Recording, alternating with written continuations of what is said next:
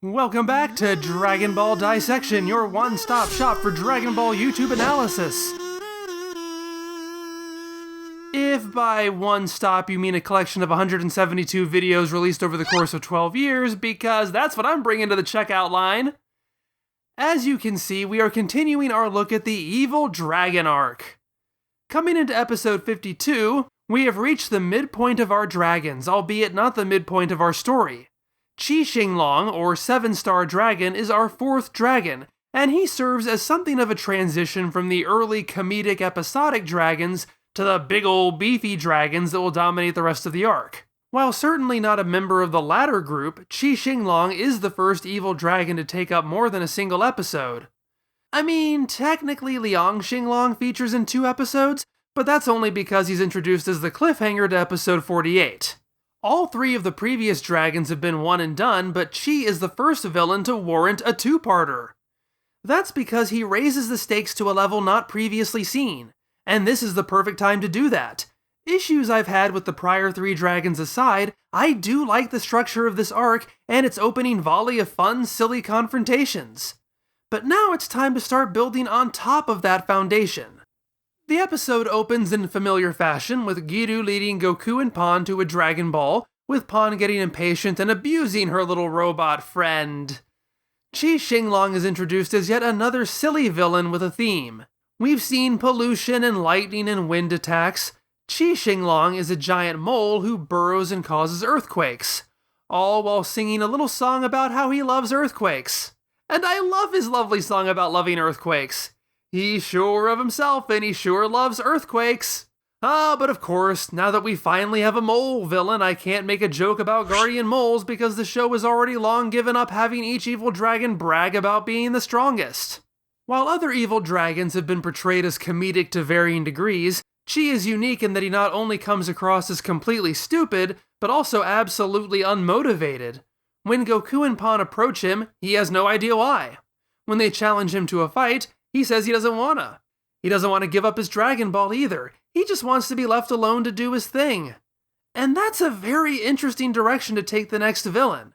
It could be the next step to the idea that Xing Long introduces, that of the potential of an antagonist not being antagonistic, and how that could impact the goal of the heroes. See, in most stories like this, villains are active, heroes are reactive. A villain starts doing bad things, endangering the world and its people. The heroes step in and stop said villain. And technically, that's what this story is doing too. The world is in danger because of the corrupted Dragon Balls. Goku, Pan, and Giru are reacting to that by collecting the Dragon Balls. But there's a wrinkle in that the threat here has created 7 new sentient beings. We don't really know how culpable they are in this calamity, how responsible they could be said to be. It would be extremely easy, not to mention boring, if these dragons were mustache-twirling baddies. Then they could just be killed without a lot of hand-wringing. But Xing Long raises the question of what happens if an evil dragon voluntarily gives up the Dragon Ball. Sadly, we don't get to see that play out due to the fact that it's all a ruse. But now it returns, even more prominently. Pan is all for just flushing Xing Long out, angering him enough to make him fight, but Goku is hesitant to pick a fight with someone who doesn't want to fight. That is the reason why good and evil stories are typically structured as villains active, heroes reactive. If the heroes are the ones running around picking fights with people, it makes them look like the bullies. But turning that dynamic on its head opens up new avenues to explore, new dilemmas for the heroes to overcome. In theory, Xing Long is not interested in fighting, but that doesn't mean he's harmless either. Remember that he's sure of himself and he sure loves earthquakes, creating them wherever he goes. Unfortunately, he's traveling straight towards a city that just seems to be sitting in the middle of a wasteland. The stakes rise. Chi has to be stopped, or at least his effects do. This is another thing I like. If Dragon Ball GT is good at anything, it's in not making its heroes look like absolutely terrible people. Goku and Pan see a suspiciously unnatural natural disaster happen, and they use their powers to save everybody, leveling out buildings, stabilizing sections of street, saving buses of kindergartners, grabbing little old ladies in harm's way. This is nice. Unfortunately, this is about where the niceness ends. Xing Long comes back above ground to bask in the destruction he's caused, only to find that no destruction has been caused.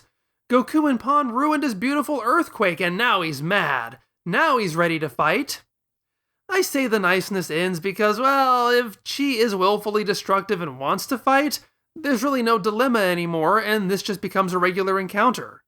Still, though, Chi remains a charming character, and the villain becoming overtly villainous because the heroes ruined his fun is at least an entertaining way to get to that point.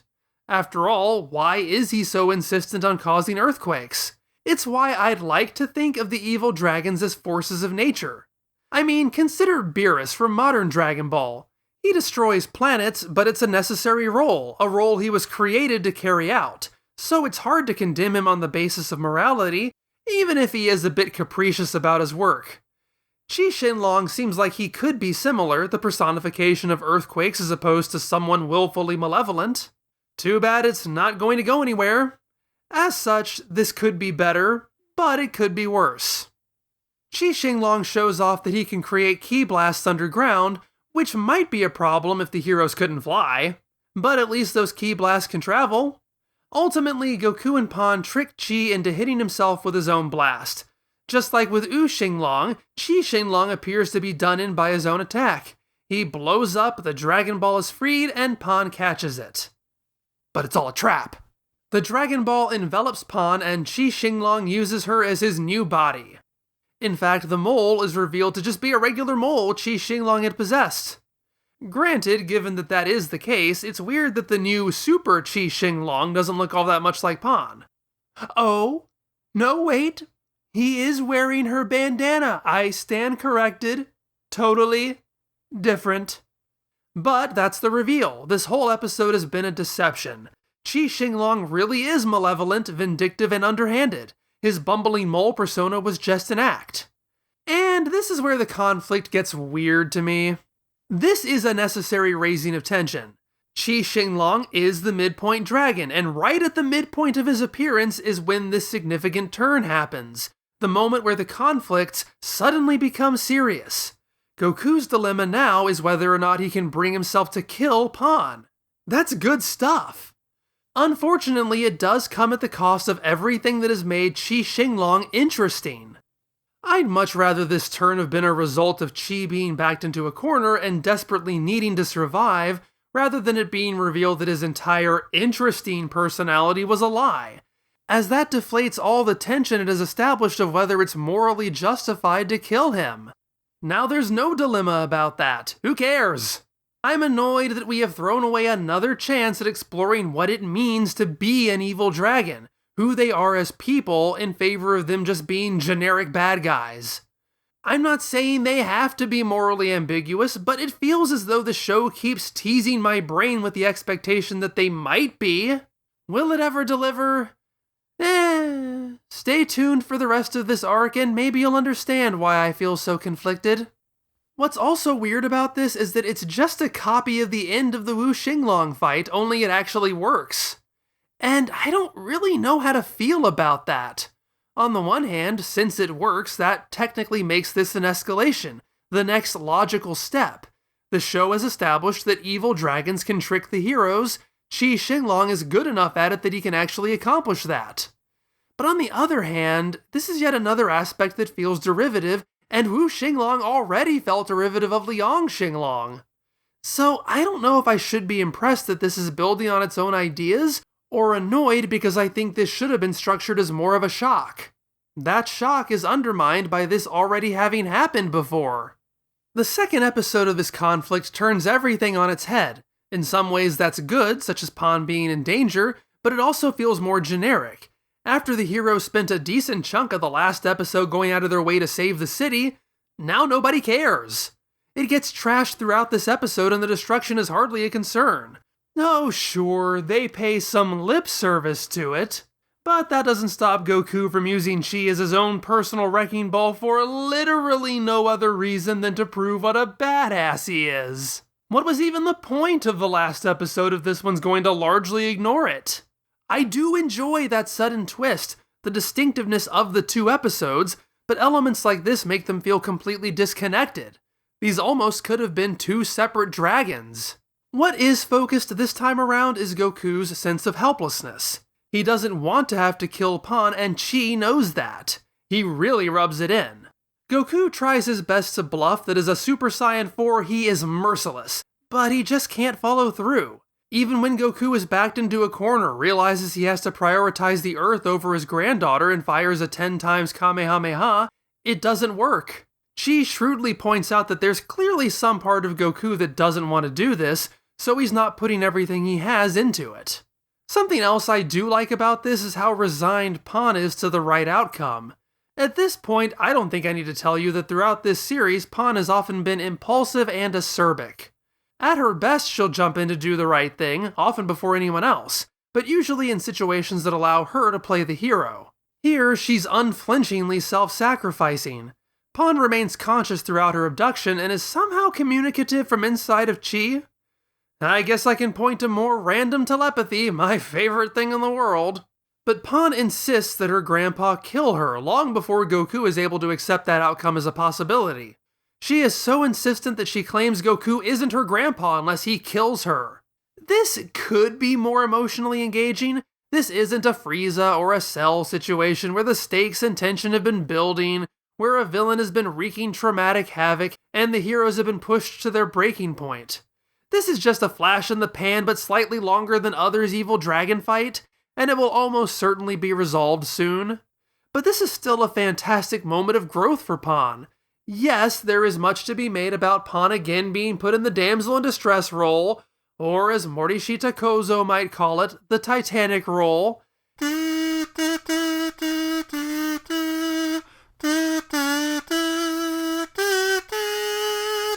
And hey, it's about to happen again!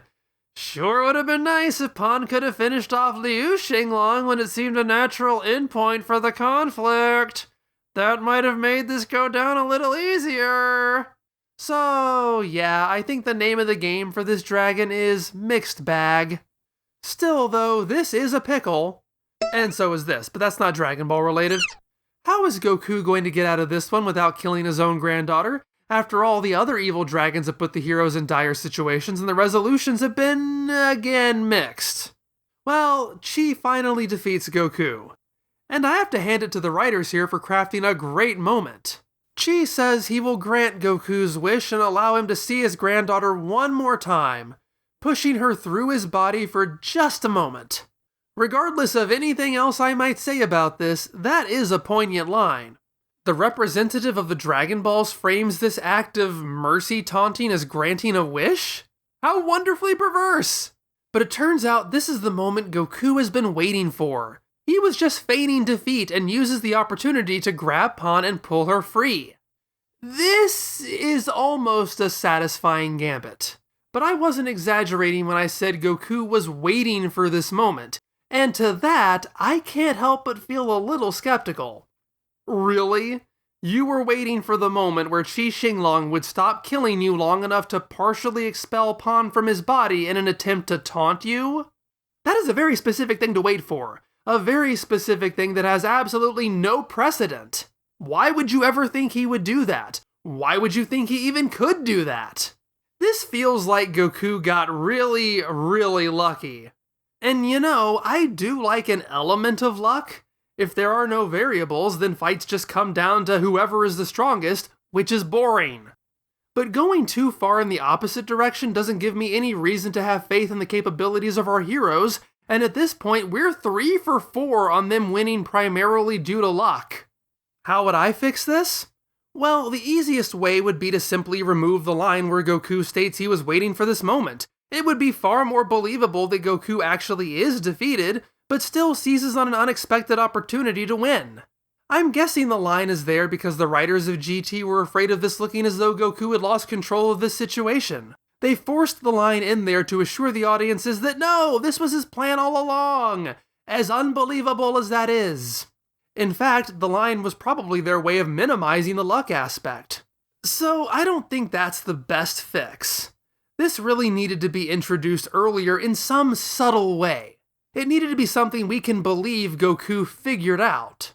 Chi could demonstrate early on that he can and will release Pan, but as a throwaway moment, an earlier taunt, something the audience might not immediately pick up on, but which seems obvious in retrospect. Goku's strategy then is in finding a way to get Chi to lower his guard and do that in front of him. Without a host body, Xing Long's true form is revealed to be pretty pathetic. In desperation, he tries to inhabit a bird, but Goku won't let him. Goku is truly disgusted by this opponent and claims he has no qualms about killing someone so pathetic, someone who doesn't use his own power. And yeah, I think we can all agree that Goku never has any respect for or qualms against killing opponents who use the power of others to get stronger. Just ask Captain Ginyu or Majin Buu! Okay. Xing Long has put Goku through the emotional ringer here. I don't expect him to be all detached and philosophical.